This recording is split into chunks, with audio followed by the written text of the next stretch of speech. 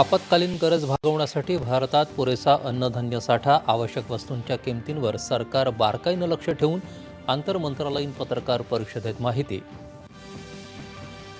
राज्यातही petrol, diesel, LPG आणि खतांचा कुठेही तुटवडा नाही. साठा भरपूर प्रमाणात उपलब्ध. काळा बाजार रोखण्यासाठी राज्य सरकारच्या कठोर उपाययोजना. खतांची बेकायदा साठेबाजी आणि गैरवापर रोखण्यासाठी प्रत्येक जिल्ह्यात जिल्हाधिकाऱ्यांच्या अध्यक्षतेखाली कृती दल आणि भरारी पथकांची स्थापना. राज्य सरकारची माहिती. भारतानं विकसित केलेल्या इराणमधल्या चाबाहार बंदर प्रकल्पाची अंमलबजावणी बाह्य दबावांपासून मुक्त, कोणत्याही अडथळ्याशिवाय पुढे जाईल. इराणच्या भारतातील राजदूतांची ग्वाही. मध्यस्थामार्फत आलेल्या तात्पुरत्या युद्धविराम प्रस्तावाला इराणचा नकार. युद्ध कायमचं थांबवण्याची मागितली हमी.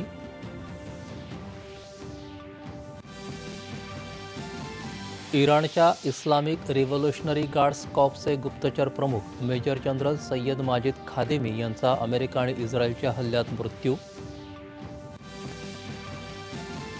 मुख्य निवडणूक आयुक्त ज्ञानेश कुमार यांच्या विरोधात विरोधकांनी दिलेली महाभियोग प्रस्तावाची नोटीस लोकसभा अध्यक्ष ओम बिर्ला यांनी फेटाळली. भाजपाच्या प्रामाणिक प्रयत्नांची फळं मिळाली असून आत्मनिर्भर विकसित भारत घडवण्यासाठी निस्वार्थपणे कार्य करण्याचा निर्धार भाजपा स्थापना दिनानिमित्त पंतप्रधानांकडून व्यक्त. राज्यसभेच्या 19 नवनिर्वाचित सदस्यांचा शपथविधी. ज्येष्ठ नेते शरद पवार, रामदास आठवले, रामराव वडकुते, माया येवनाते आणि ज्योती वाघमारे यांनी घेतली सदस्यत्वाची शपथ.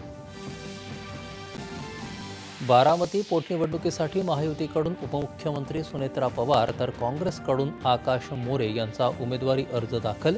निवडणूक बिनविरोध करण्याचं महायुतीचं आवाहन. राहुरी विधानसभा पोटनिवडणुकीसाठी भाजपाच्या अक्षय कर्डिले यांनी भरला उमेदवारी अर्ज. भाजपाच्या शिष्टाईनंतर प्राजक्त तनपुरे यांची माघार. आणि उपमुख्यमंत्री अजित पवार यांच्या निधनानंतर राष्ट्रवादी काँग्रेसच्या विलिनीकरणाची चर्चा थांबल्याचं खासदार शरद पवार यांनी केलं स्पष्ट.